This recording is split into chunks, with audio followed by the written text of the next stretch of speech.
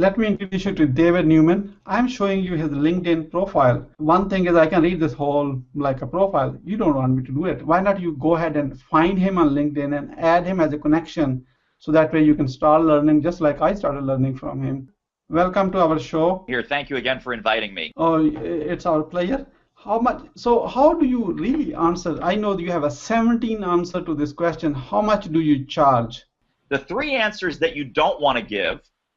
You don't want to give some random answer. For example, a lot of people, a lot of salespeople and marketing people and a lot of entrepreneurs, they say, well, on average, it costs X.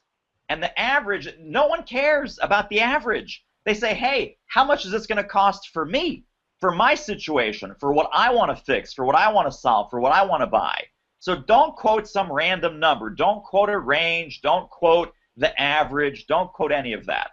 Number two is don't act surprised or don't be caught off guard by that question. Expect the question to come at the wrong time. Expect the question to come too early. Expect the question to come at an awkward moment during that conversation, and then be prepared for it. And then the third thing not to do is don't get defensive.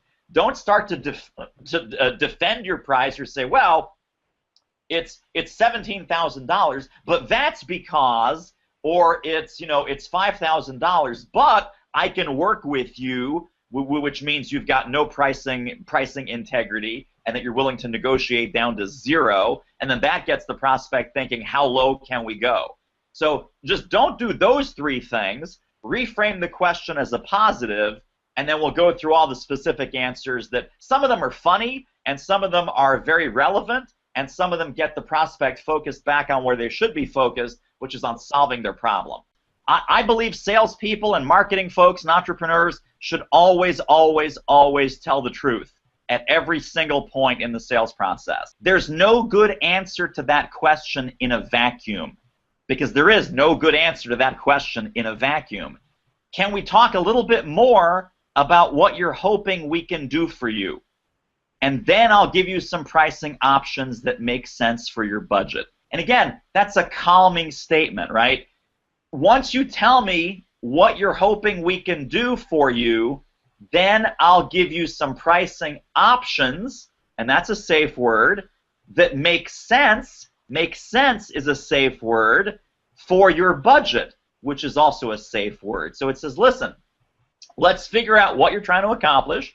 Then I'll give you some options, some pricing options that make sense for your budget. So now the prospect is thinking, okay, I have options. Options are always good. That options make them feel safe. These options are going to make sense. I like things that make sense. They're logical. They're rational. I'm not being asked to take a big leap of faith here. And it's going to fit my budget. And my boss will like that, or my CEO will like that, or my CFO will like that. So that's a great answer. There's no good answer to that question in a vacuum. Can we talk a little bit more about what we're hoping we can do for you? Then I'll give you some pricing options that make sense for your budget. So you're still watching this? That really means you like the answer given by David Newman. And that was just one of the answers. You just got it. And there are 16 more answers to that question. You remember the question? How much do you charge? Imagine that having a 17 possible answers to that single question when you get from your prospective buyer or customer or client, whatever you call it. I have recorded a 1-hour interview one-to-one with him, and I want to give you all. What you have to do is take your cell phone out. Here's how my cell phone look like. It's an old iPhone, and you don't have to have an iPhone. You can be Android phone or even an old-fashioned simple phone which can send text, and which I'm aware of worldwide. Everybody can send a text from the cell phones. What you have to do is take that cell phone out and send a text message to this number. You see there's a number called 404-418-6019. Again, 404-418-6019. When you send a message, in a message put a word charge, CHARGE. You see it here. I'm showing you everything. In case for some reason where I'm pointing my finger that you don't see it, let me show you the old-fashioned way. You see this? Text charge to 404-418-6019. If you are texting from outside of US or Canada, You may have to do a +1 on the front, or maybe 011, whatever is your country, from your country, how you make a call to US. You are not calling, you are going to text it. +1 404 418 6019. When you are texting to this number, the word char, you are giving me a permission to call you or text you, myself, my team, or my system.